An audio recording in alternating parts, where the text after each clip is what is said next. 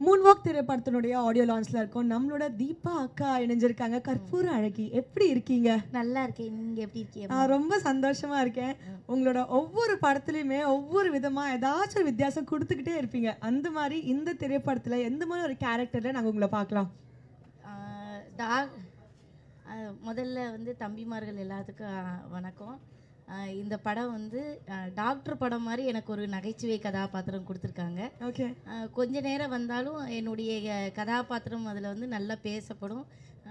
ஒரு நகைச்சுவை நடிகையாகனா ஒரு அடையாளம் எனக்கு கிடைக்கும்னு நான் நம்புகிறேன்.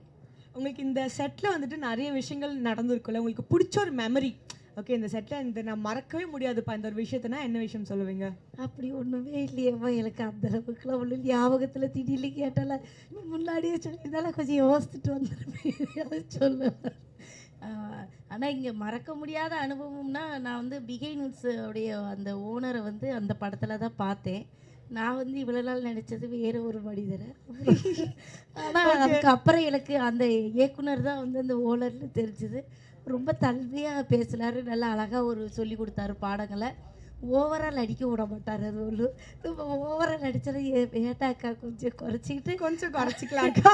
அதுக்கப்புறம் நான் காமெடி கேரக்டர்னோடனே சில நேரம் அது எக்ஸ்ட்ரா பண்ணால் தான் நல்லாயிருக்கும் நம்ம நினைப்போம். ஆனால் இப்போ உள்ளவங்களாம் கொஞ்சம் கம்மியாக போதும் அப்படின்னு சொல்கிறாங்க. அதனால அப்படி இந்த படத்தோட கதையை ஃபர்ஸ்ட் கேட்டிருப்பீங்களா? அப்போ வந்துட்டு உங்களுக்கு தெரிய வந்திருக்கும் பிரபுதேவா சார் இருக்காங்க. ஏம்மா, நான் வந்து எந்த படத்துலயே கதையே கேட்க மாட்டேன். உடனே நீங்க தப்பா எழுதிடாதீங்க.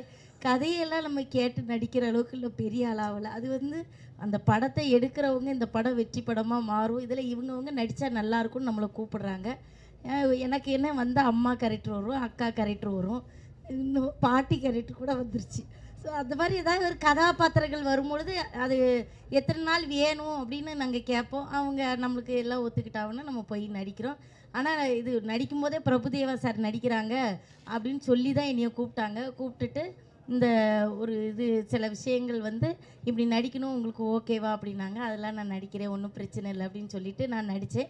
மற்றபடி பிகைனூட்ஸில் உங்களுக்கு தெரியும், தொடர்ந்து நிறைய எனக்கு பட்டிமன்றம் பேசுறதுக்கு வாய்ப்பு கொடுத்தது. எங்களோட ஃபேமிலியில் ஒரு அங்கமாக இருக்கீங்க. ஆமாம், ஒரு டான்ஸ் வாய்ப்பு கொடுத்தாங்க. அப்புறம் இப்போ வந்து இந்த நிறைய பேருக்கு ஹோம் டூரில் அனுப்பி வைக்கிறாங்க. இந்த மாதிரி வேலைகள் தொடர்ந்து கொடுத்துட்ருக்காங்க. அவங்க எடுக்கிற படத்துலேயும் எனக்கு வாய்ப்பு கொடுத்தது நான் ரொம்ப பெருமையாகவும் மதிப்புக்குரியதாகவும் நினைக்கிறேன்.